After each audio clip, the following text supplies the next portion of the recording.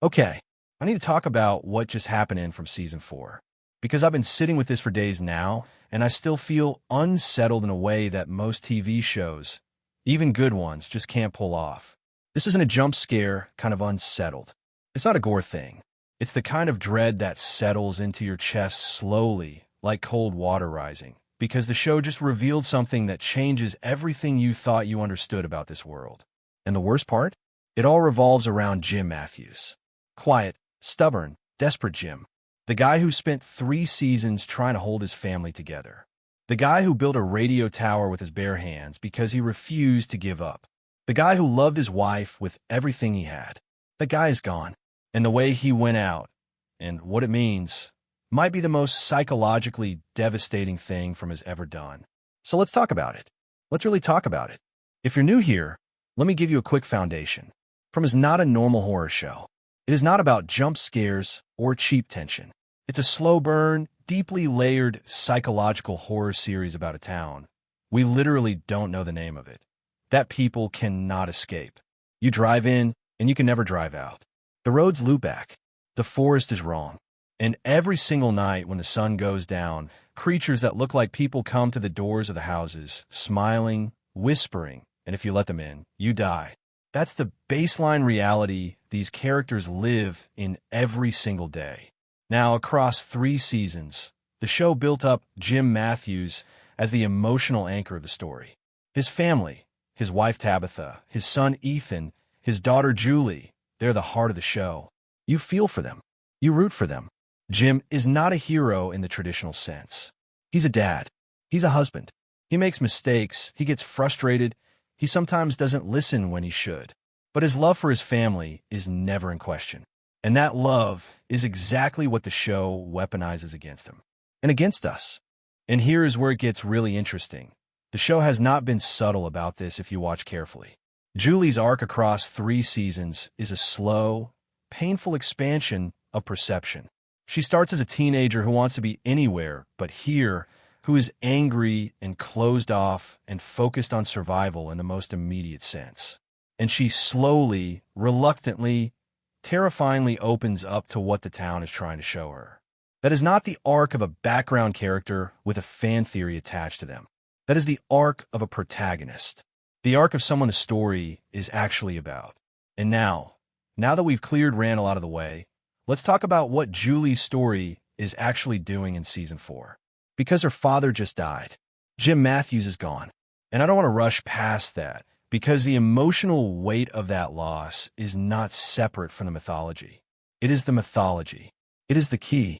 Grief does something to perception. This is not a supernatural claim. It's a psychological one. When you lose someone central to your life, the world stops making sense in the way it used to. The frameworks you use to understand your place in things, they break. And in that broken state, in that raw and open and devastated state, people sometimes perceive things they couldn't before. Not because the world changed, but because the wall between them and reality got thinner. Julie is in that place right now. She has lost her father, the person who believed in her completely, unconditionally, without asking her to be anything other than what she was. That loss doesn't just hurt her, it shatters the protective layer she's been carrying. And what's underneath that layer is something the show has been hinting at since season 1. Something the town wants to reach. Something the man in yellow has been trying to cultivate by engineering her pain. The question is not whether Julie has a special relationship with this town. The show has answered that. The question is what she does with it now that she has nothing left to protect her from it. Let me build out what I think the storywalker concept actually looks like in the world of From, because I think it's more specific and more demanding than the fan theory gives it credit for. A storywalker, if we're using that term, isn't just someone who survives, or someone who feels weird, or someone who shows up at important moments. A storywalker is someone who the story is actually moving through. Someone who doesn't just experience events, but participates in the narrative machinery underneath them. That requires a few things. It requires perception, the ability to see and feel what others cannot. It requires willingness, the capacity to move toward the truth rather than away from it, even when the truth is terrifying. And it requires cost, because any meaningful engagement with the deeper layers of this town comes at a price. The show has established this clearly. Every character who has gotten close to understanding the town has paid for it. With their sanity, with their relationships, with their lives. Randall doesn't meet any of these criteria. He doesn't perceive the deeper layers. He ignores them. He doesn't move toward the truth. He deflects from it. And he hasn't paid any cost that is proportional to storywalker status. Julie meets all three. Her perception is expanding even as it terrifies her. Her willingness, born now from grief and rage and the knowledge that she has already lost the most important thing, is becoming something fierce and unstoppable. And the cost she's already paid is enormous. Her father, her childhood, her sense of safety, her ability to just be a teenager who looks forward to things. All of that has been taken, and the town and the man in yellow took it on purpose. Because she is worth that investment that I keep coming back to this, and I'm going to keep coming back to it because it is the clearest signal in the entire show. The man in yellow targets Julie, not Randall. Julie. He killed her father not because Jim was a threat, but because Jim was Julie's anchor. The most stable, loving, grounding force in her life. And by removing that anchor, the man in yellow has set Julie adrift in the most dangerous emotional waters imaginable. Why would the smartest, most patient, most calculating villain in the show's history spend his energy on a teenager if she wasn't the most important person on the board? Why would he engineer her pain so specifically, so surgically, if she wasn't what he was actually after? The man in yellow does not waste moves. He does not take actions without purpose, and his actions are focused on Julie. That is the show telling you, not in dialogue, not in exposition, but in the language of consequences and villain behavior, that Julie is the one who matters.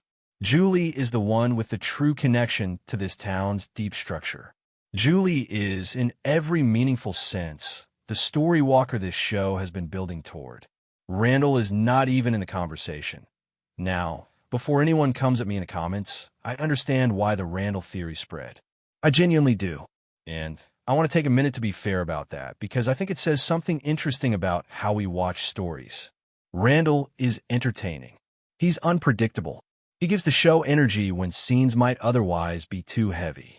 And there's a natural impulse, when you like a character, to give them more significance than the narrative might actually be assigning them. We want the funny, chaotic guy to matter. We want his survival to mean something. We want there to be a reason he keeps bouncing back when everyone else is getting hurt. And the storywalker theory provides that reason. It makes Randall special. It gives him depth. It reframes his chaos as something cosmic and intentional. But that is us doing the work for the show, not the show doing the work for us. And there's a difference, a big one. Loving a character and accurately reading their narrative function are two completely separate things. You can love Randall. You're allowed to, he's great, and still be honest that the show hasn't made him the chosen one. That role belongs to Julie. It has always belonged to Julie. So where does this leave us for the rest of Season 4? If Julie is the true storywalker, if she is the character whose arc is the spine of this whole thing, what does the season need to deliver? First, it needs to let her grieve without rushing her out of it. The temptation in genre storytelling is to use grief as a quick propellant. Character loses someone, gets sad for half an episode, then channels it into action. That would be a mistake here. Julie's grief is too specific and too important to be rushed. Her relationship with Jim wasn't just a father-daughter thing. It was her evidence that love could survive even here in this place. That good things could persist even when everything was dark. Losing that belief is as significant as losing the person. The show needs to honor that. Second, it needs to give Julie a moment of choice. Real story walkers, in any mythology, in any narrative, come to a point where they have to decide whether to accept their role, whether to step into the thing they've been approaching. Julie is going to reach that moment, and the decision she makes is going to determine everything. Does she go toward the town's truth, knowing what it has already cost her? Does she pick up the thread that the man in yellow has so deliberately laid out, even knowing it might be a trap. That choice, written well, could be one of the most powerful moments the show has ever produced. Third, it needs to show us what a true storywalker can actually do. What does Julie's perception unlock? What does her grief-forged fearlessness allow her to access? The show owes us a payoff for 3 seasons of careful, patient character building, and I believe it's coming. Here's what I keep landing on, after all the analysis, and all the theory sorting, and all the evidence weighing. From Has Always Been Julie's story. It just took a while to say it out loud. The Matthews family is the entry point. Jim and Tabitha are the emotional foundation. Ethan is the innocent heart. But Julie is the story's actual spine. She is the character this town has been preparing. She is the one whose loss has been calibrated by a villain who understands human emotion on a level that most people never will. She is the one who has visions, who feels the town's frequency, who is being shaped by grief and horror into something the narrative needs her to become. Randall is not that. Randall has never been that. And the theory that placed him in that role, while creative and enthusiastic and born from genuine love for the show, it was looking in the wrong direction. Look at Julie. Look at what the show has taken from her and why. Look at who the man in yellow is watching. That is where the real story lives. And I cannot wait to see what she does next. Drop your theories in the comments. I want to know where you think Julie goes from here. Does she figure out the town? Does the town consume her? Or is the truth somewhere darker and stranger than either of those options? Tell me everything. This fandom has some of the best thinkers I've ever seen. And this is exactly the kind of show that deserves that energy. As always, don't open the door.